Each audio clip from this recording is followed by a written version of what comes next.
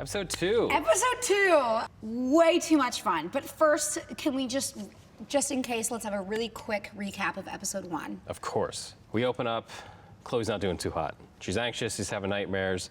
We meet Danielle, who's a little bit of a hope in her life. They connect. Oh, maybe she'll be around for a while. Maybe Danielle will be around for a while. Danielle dies, and then Chloe bails from the Hatfield home, finally, struggling, not being able to leave that house. We meet Hanlon Kane and his merry men of misfits. They run into Ryan, who tries to kick their ass and succeeds for the most part. And then Ryan joins Hanlon's group for a short period of time. At least she thinks it'll be a short period of time. But yeah, the overall thing for episode 1 is Chloe's home. She doesn't want to be, but she accepts it. Her best friend dies, and she's out of there.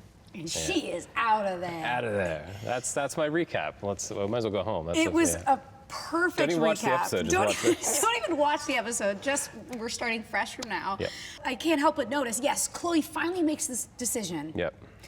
And it seems like when episode 2 opens, she's not very happy about this decision anymore. Can you confirm or deny that? I think she's pretty not okay with what her impulse decision to leave. You immediately see her struggling. Like she's kind of poking fun at herself. She's talking to herself. She's starting to go stir crazy. She doesn't know where the hell she's going because she didn't make a plan at all. She just left and didn't really think twice about like, well, where can I go? Will I run out of food? Will I run out of water? What's going to happen? Where am I going to sleep? And that all kind of falls apart pretty early.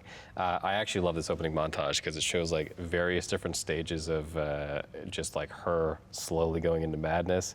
She's kind of funny and cocky in the beginning, like kind of make fun of herself. And then she's just enjoying the view on a beach, Then she's out of water and she's starting to get tired, and then she drops her food in the fire, which is fake fire, by the way, because our art director, top man.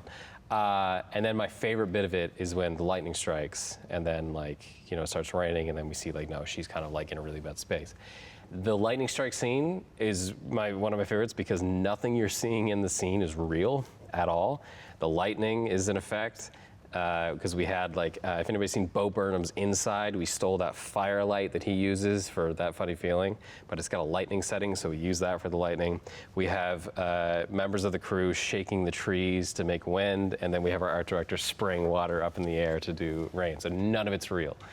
Everything in there is fake. The only thing that's real is, Chloe and the ground, but everything else moving and weather-wise is fake. It's really cool. Also because there's water in it and she gets wet in it, you could only do that one time. Oh, that was one take.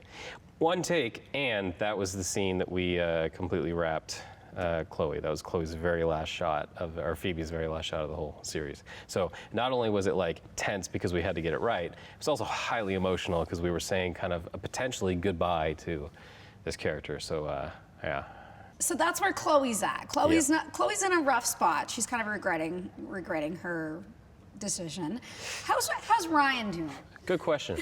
Ryan, I think, is starting to fit in fairly well because I think for this, and we shot this scene at the Tidal Bore Rafting Resort, which is this beautiful spot. The cabin is gorgeous. You kind of see it in episode 1 with a little bit of a tease inside, which we shot in broad daylight, but it looks like it's in the middle of the night. But it's this beautiful wooden cabin that we used, and we used the exterior as well, because it's just that wood looks so fantastic. But she's, I think, fitting in fairly well. John wakes up and obviously thinks, oh yeah, well, fun while it lasted.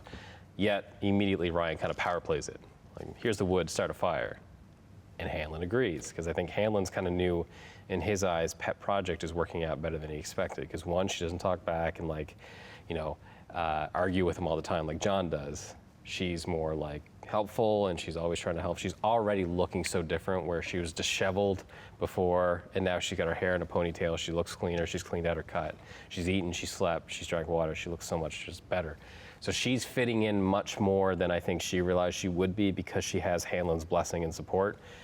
But to John's dismay, she is fitting in, and he's starting to get a little territorial, thinking okay, you're going to walk in here and just pass everybody in the line of command. Don't think so. That's not going to happen. But it's working out for her. It's a bit unsettling how well she is fitting in. Very much so. There's something sinister going on, and I'm not sure what it is at this point. But yeah, there's a weird dynamic between her and Hanlon, and yeah. And then there is a new character that's introduced as well, who seems like an absolute sweetheart as well. Nick? Nick. Yeah, he's kind of the best, actually. He's kind of the best, and his character's name is Luke. Luke, yes. Also, it seems like maybe he's not all there, or he's a little dumb. We could call it as it is. He's a little bit dumb. Not dumb. Let me rephrase that. He's a little ignorant and just like kind of fly by the seat of his. You know, he's very like whatever about everything. Luke, played by Nick, who is one of my favorite people of all time. I met him for Creepy Crawling, the film we made for Winterlight Productions, under the first Cinema 902, the same Cinema 902 The Last Divide came out with the first movie.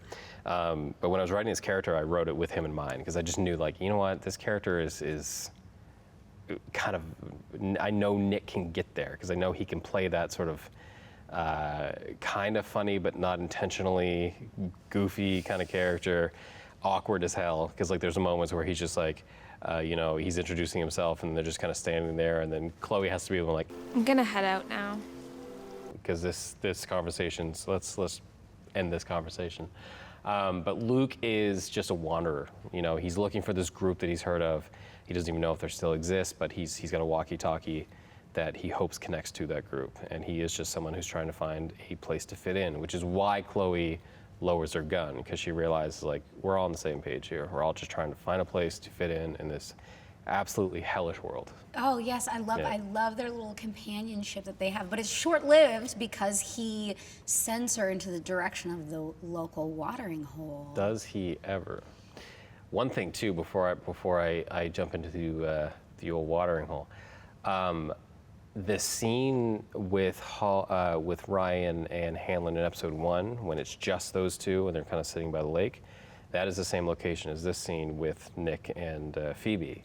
And that was done on purpose, because I wanted to tease that maybe perhaps there is a similar path that they're taking, and kind of tease it from there. And obviously in the end of this episode, we see that yes, they are very close to one another. But it's the exact same location. All we did was kind of like change the angle to kind of make it a little different, but they are getting water from the same spot. So again, those sisters' paths are like mirroring each other.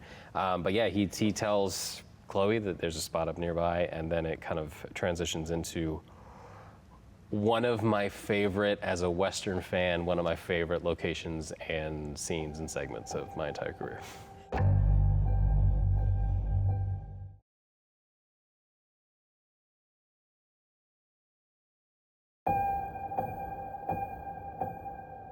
With Hanlon's group, Yeah. little bit of a turmoil there. Yep. Tiny bit.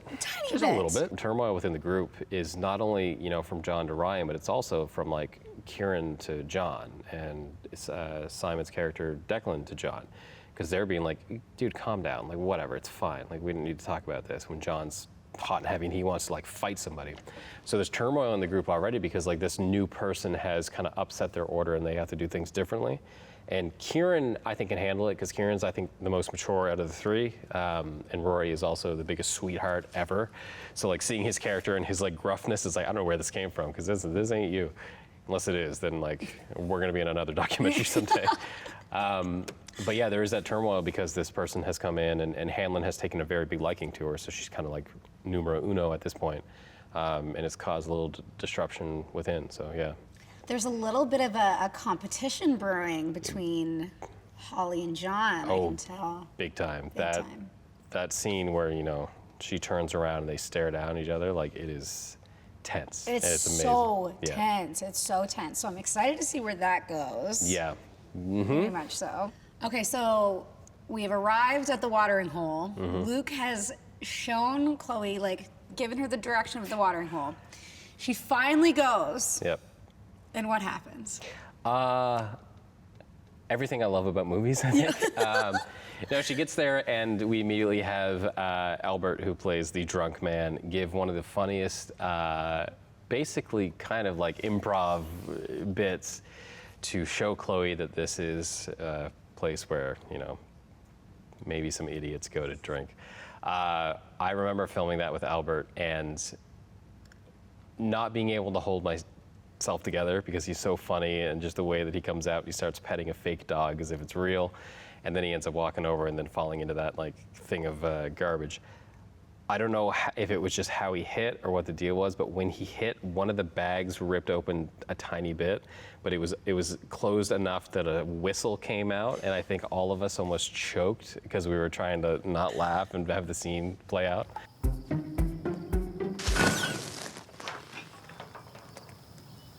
Yeah, it was a good introduction to like, here's the type of people that you're probably gonna meet in this bar. And going back to that scene, Yeah.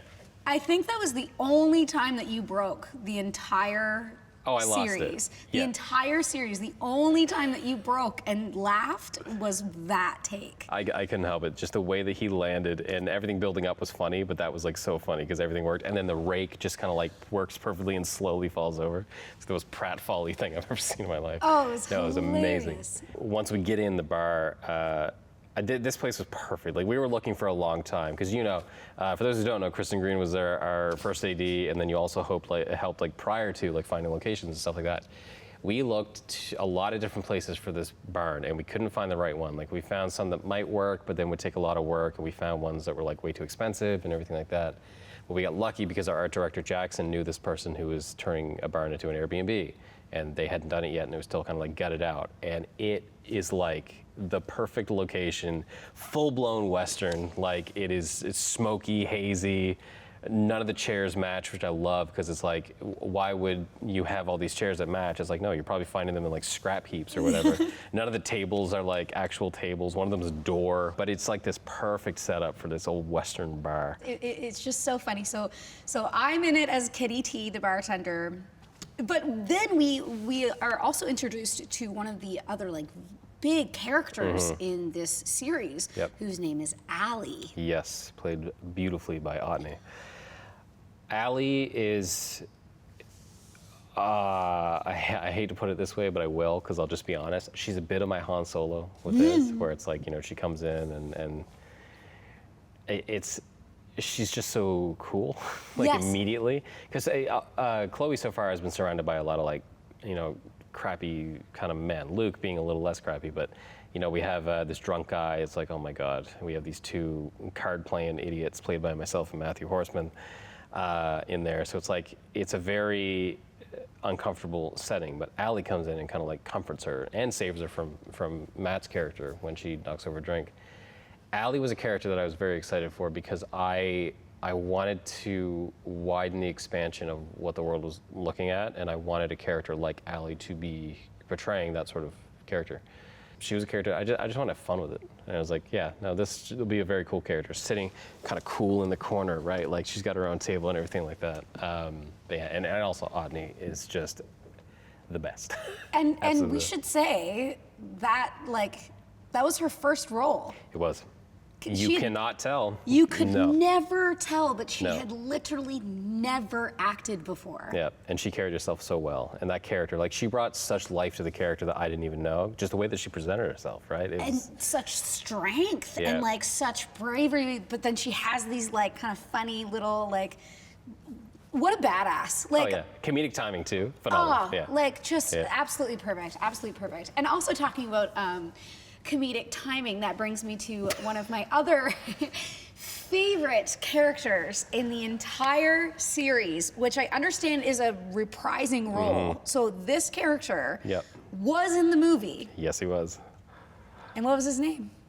He did not have a name in the movie, actually. So it's funny, because in the movie we had Colin Hampsey, who was working with us in the camera department, both for the movie and the TV series.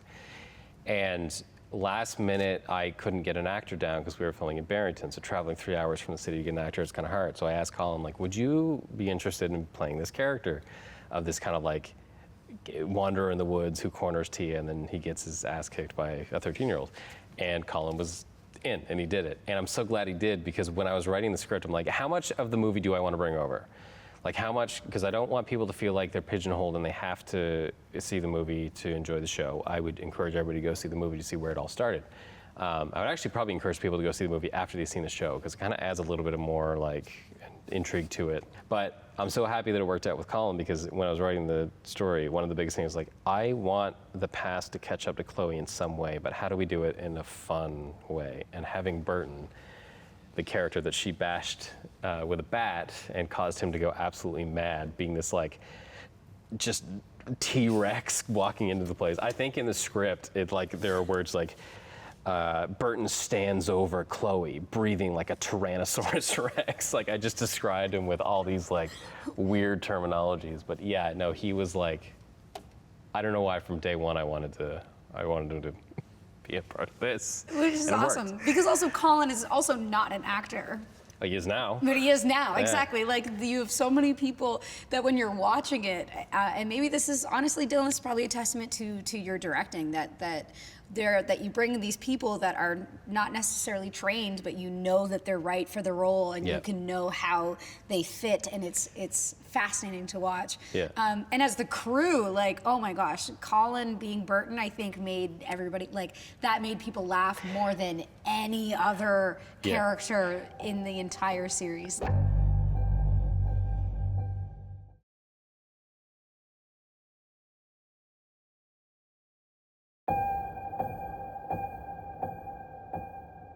The bar fight. What's so funny is that I have to say, from my perspective as the AD, and I'm reading the script about how there's this huge guy who's going to be throwing around these people. There's tables being broken, there's chairs being broken, there's glass being shattered, like all this stuff. And I was reading it as the AD being like, how the heck are we going to do this? And you had the craziest plan, though. Like, you knew exactly, you knew exactly how to do it. And you're right, it was the funnest day on set. Like, how do you what do you want to talk about that fight? Like, how do you choreograph something like that? How do you imagine something like that? Like, I wish I knew, because I think I blacked out most of the 3 days. So we were at that barn for 3 days shooting that bar fight. And it was so funny, too, because like scheduling conflicts and stuff like that made it an interesting shoot, because we had to work around it. Like, our lead actress is in school, so like she has to go to school. So we only have a certain amount of time to shoot. And we had to get a lot of the fight stuff done. So I gotta be honest with you, a lot of this I winged. Like, I just sort of like, oh, let's do this.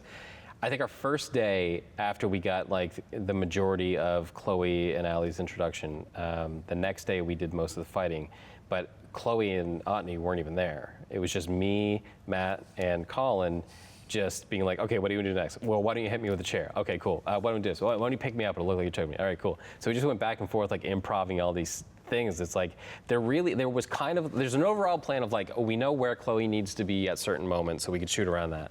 But the physicality itself, I think, it was this amazing team effort of everybody in the room being like, you guys have any ideas? Sophie, our PA, would be like, oh, do this. Or like Brandon, our other PA, would do this.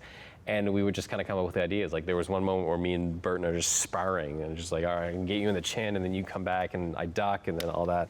It was like all improv. But it's so funny to see it in this final version, because like you have all these characters having a huge bar fight as Chloe and Allie are watching, and they're not even there on the day.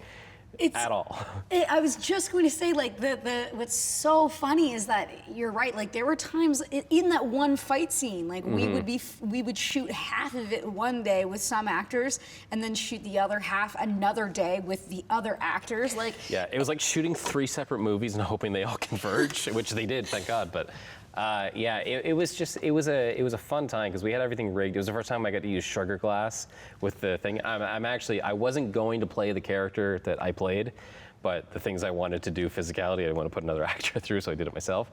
But I'm glad I did, because I'm the one that got to smash Colin over the head with the glass, which I've always wanted to do. Just don't tell him that. No.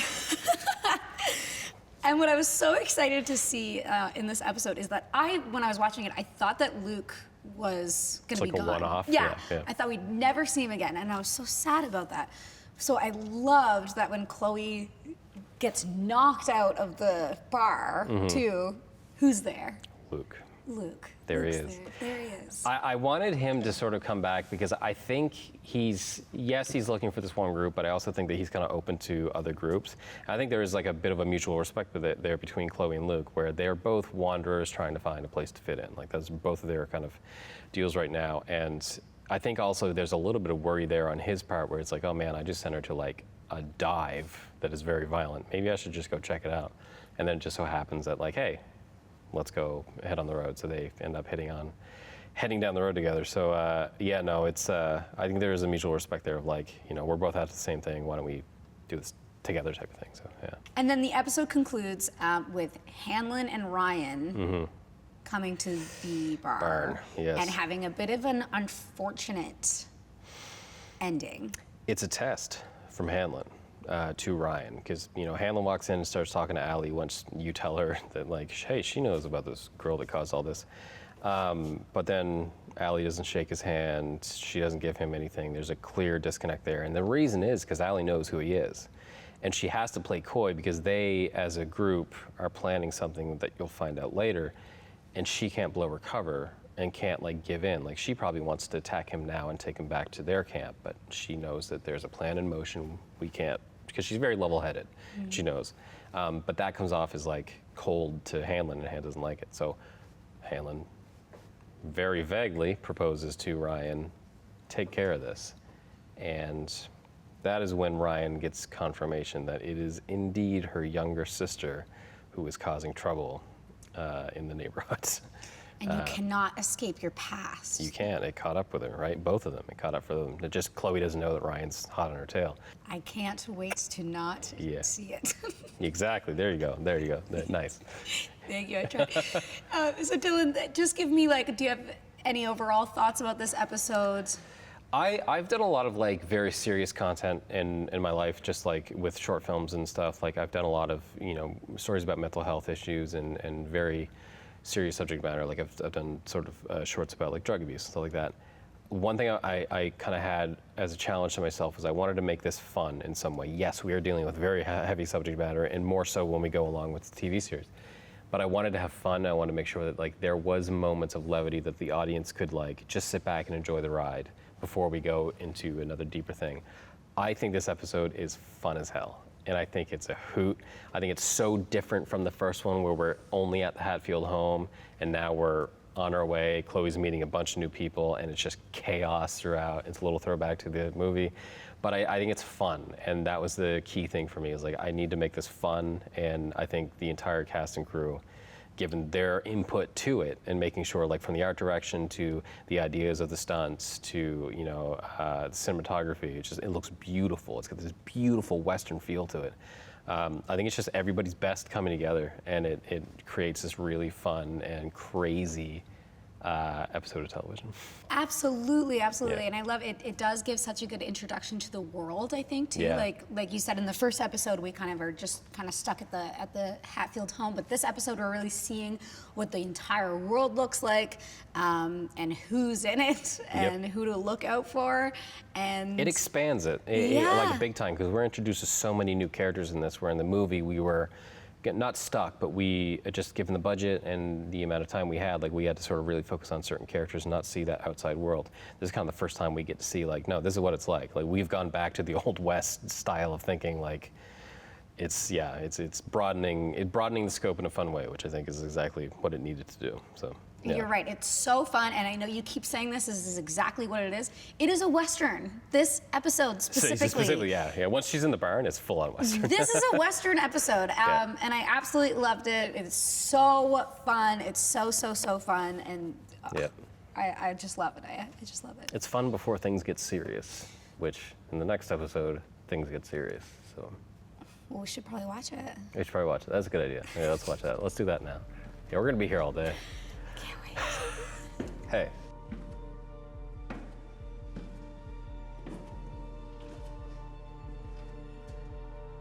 Come on. We just want to talk.